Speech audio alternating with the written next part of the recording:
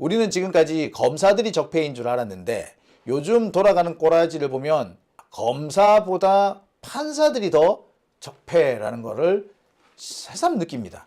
지기현, 우인성 이런 판사들을 볼 때마다 와, 저런 놈들이 판사랍시고 야, 저런 것들이 내 사건을 재판했다 생각하니 속이 비틀린다 이런 얘기까지 나올 정도죠. 어떤 경우에도요, 법원이 이 선거에 개입해서는 안 됩니다. 재판을 한다는 명분으로 선거에 개입해서도 안 돼요. 절대로 안 됩니다. 적어도 선거와 관련해서는 국민들이 선택하는 겁니다. 공직선거에 나서는 후보, 이 후보를 걸러내는 건 누가 걸러내는 거다? 국민이 하는 겁니다. 안 그러면 판사가 국민들의 선택권을 좌우할 수 있는 거야. 판사가 정해놓은 사람, 판사가 골라놓은 사람 중에서 국민 여러분 선택하세요. 이렇게 돼버리는 거야. 이러면 되겠어요? 안 되잖아요.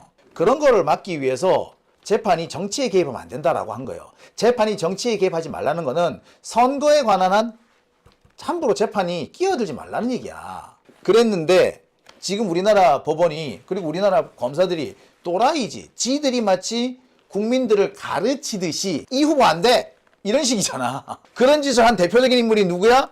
그게 바로 조이대죠. 그게 바로 윤석열이고 한동훈이었던 거예요. 한동훈이는요, 정치인들을 되게 나쁘게 생각해요. 정치인들 되게 얕잡아봐요. 얼마든지 검찰이 잡아 가둘 수 있는 사람들 생각하는 거예요. 검찰이 마음만 먹으면 누구든지 정치권에서 퇴출시킬 수 있다. 이게 검사들의 생각이거든. 막가파식 법원의 행동에 제약을 걸기 위해서 만들어진 게 첫째, 법왜곡죄.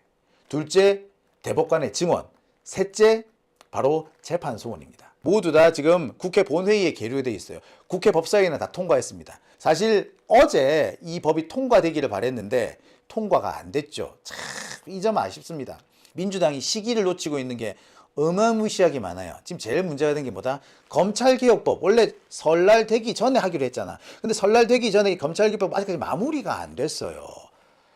민주당의 입장은 정해졌는데 이 법안이 정리가 안 되는 것 같아. 참 이거 지금 여기 마지막으로 또 지금 민주당에서 여당에서 다 입장을 정리했는데 이게 다시 법제처 법무부가 가지고 또 좀 시간을 끄나 봐요. 설날 넘어가면 안 된다고 그렇게 얘기를 했는데 결국 설날 넘어가게 됐습니다. 2월 3일부터 지방선거 선거운동이 시작됐는데 이렇게 되면은 이 법 통과가 어려워진다고. 이 법 통과가 이번에 그래가지고 법 통과가 어려워지면은 자 6월 그래가지고 선거가 6월 달에 끝나거든요. 6월 달에 끝나면은 이제 8월 달에 전당대회예요. 그럼 민주당의 이 개혁 입법은 8월 이후로 미뤄집니다. 8월 이후로 미뤄지면 9월 달에 검찰청 없어져요. 그때까지 법이 안 만들어진단 말이에요. 이렇게 되면. 이렇게 되면은 검찰 개혁이 또 무산돼 버리는 거예요. 이 검사 새끼들이 이런 지금 계획을 잡고 있는데 참 검찰 개혁 입법뿐만 아니라 이 사법 개혁 3대 입법이 반드시 이번에 12일 날 해결이 됐었어요. 근데 안 되니까 참 답답스럽습니다. 헌법재판소는 이 재판소원에 적극 찬성을 하고 나섰습니다. 그리고 아까 대법관 증언 문제 있죠. 지금 현재 14명인 대법관을 26명으로 늘리는 이런 법안인데 이거는 사실 오랫동안 대한변호사협회에서 요구해 왔던 거예요. 대한변호사협회는 50명 이상으로 늘려야 한다라고 주장한 적도 있습니다. 아무튼 대폭 늘어나는 것만은 분명해 보입니다. 재판소원도 헌법재판소가 오케이 해버렸으면 이 게임 끝난 거예요. 아니 재판소원을 하게 되면은 그게 왜 이게 소송 지옥에 빠진다는 거죠? 그럼 결국에 지금까지 법원이 특히 대법원이 국민들한테 신뢰를 못 받았다 이 얘기인 거 아니야. 국민들한테 신뢰를 더 받는다 그러면은 재판소원이 생기나 마나 별 영향이 없잖아. 워낙에 못 받으니까 신뢰를 못 받으니까 재판소원이라는 게 하나씩 더 생기면 너도 나도 재판소원 낼 것 같다 이거 아닙니까? 거꾸로 말하면은 그만큼 법원이 국민들한테 신뢰를 못 얻었다는 얘기잖아. 셀프 자백이지고요. 헌법재판소 쪽에서 반박이 나왔습니다. 야, 재판소원 이게 왜 위헌이야? 웃기지 마라. 재판소원이 왜 위헌이냐? 위헌 아니다. 제가 학교 다닐 때까지만 해도 복지 혜택이란 게 거의 없었어. 의료보험은 지금 다 전국민 의료보험이죠. 근데 그때까지만 해도 전국민 의료보험이 아니었어. 일부는 의료보험이 대기업 이런 데만 공무원 이런 데만 의료보험이 되지. 제가 중학교 고등학교 다닐 때까지만 해도 국민들 중에 상당수는 의료보험이 없었어요. 김대중 대통령이 들어서면서 지역의료보험이라는 게 생기면서 모든 사람한테 의료보험이 다 생깁니다. 국회가 법을 만들지 않아 가지고 혜택을 보지 못하는 경우도 야, 국회가 니들 해야 될 일이 있잖아. 국회에 니들 복지 제도를 만들 그 책임이 있어. 안 만들었으니까 국회 니들 입법 부작위에 대해서 책임을 져. 헌법소원을 내서 받아들여져요. 심지어 뭐도 받아들여진다? 예. 위안부 할머니들, 그 다음에 강제동원 피해자들이 야, 나이가 일본한테 이렇게 엄청난 피해를 받았는데 지금까지 왜 국가가 가만히 있냐? 이에 대해서 국가 책임져라! 라고 헌법소원 제기했는데 오케이, 받아들여져요. 공권력 부작위, 그것도 위헌이 된다고 받아들여집니다. 그런데 재판을 했어. 근데 재판의 내용이 보니까 헌법을 침해를 했네? 어이씨, 이게 뭐야? 헌법재판소 갖고 가서 법원이 재판 잘못했어요. 쟤들이 헌법을 위반한 판결을 내렸어요. 이렇게 해서 위반했네? 재판 취소. 이래 버릴 수도 있는 겁니다. 헌법은 모든 법 위에 올라야 됩니다. 그런데 재판소원은 법원의 재판에 대해서는 헌법소원이 안 된다? 그거는 법원의 재판이 헌법 위에 있다는 얘기잖아요. 헌법 밑에 있어야지. 그래서 재판소원을 해야 되는 겁니다. 사심제 웃기지 마 임마. 이게 왜 사심제야? 라고 딱 한마디를 합니다.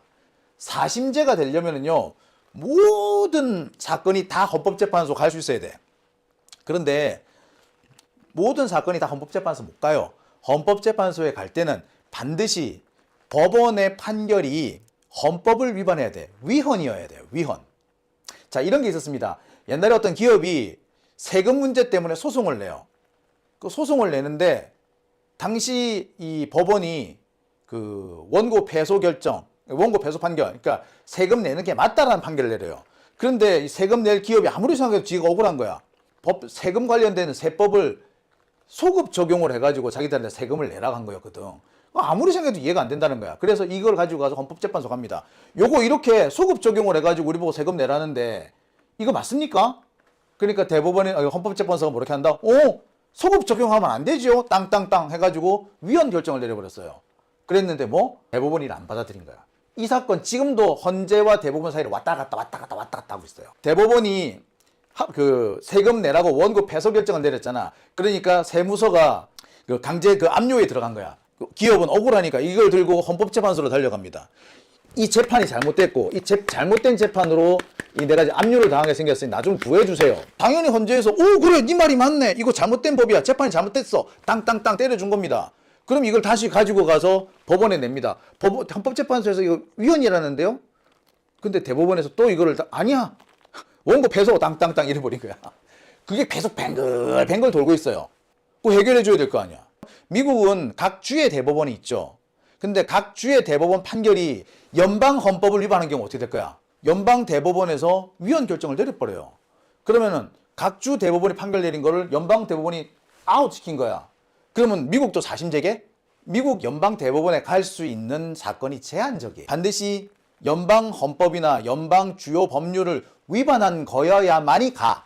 그러니까 다 가는 거 아닌 거야. 그러니까 사심제가 아닌 거야. 헌법재판소, 이게 재판소원도 마찬가지입니다. 모든 게 가는 게 아니고요. 반드시 재판이 헌법을 위반해야 돼. 아니 세법을 소급 적용하는 게 어딨어. 그런 경우라야지 헌재에 갈 수 있습니다. 그러니까 사심제가 아니에요. 내가 헌법소원을 낸다고 해서 그 헌법소원이 그대로 당장 처리가 되는 게 아니라 비슷한 유형의 사건을 모아요. 같은 종류의 사건이 적어도 한 10대 개 이상 되어야지 그때쯤 돼서 심리에 들어갑니다. 정말로 중요한 심각한 사건이 아닌 경우에는 대부분 다 그래요. 간통죄 위헌 날 때 그 관련된 위헌 소송이 몇 건 올라간 줄 아세요?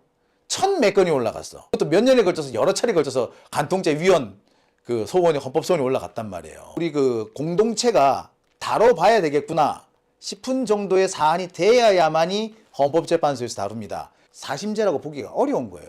지금 어디 보면은 헌법재판소하고 대법원이 충돌했다 그러는데 웃기지 마. 헌법 해석의 권한은 누구한테 있다고? 헌재한테 있어요. 그래서 헌재가 아니면 아닌 거야. 대법원이 아무리 개지랄 떨어도 헌재가 아니라면 아니야. 무슨 충돌이야 충돌은. 이거 여기 부분에 대해서 게임 끝. 위헌인지 합헌인지 어떤 법률이든 간에 위헌인지 합헌인지 판단은 누가 한다고? 헌재가 한다고. 헌재가 아니라는데 왜 지랄이야? 조희대가 세상 무서운지 모르고 날뛰었는데 이번에 정면으로 한 방 얻어맞은 겁니다.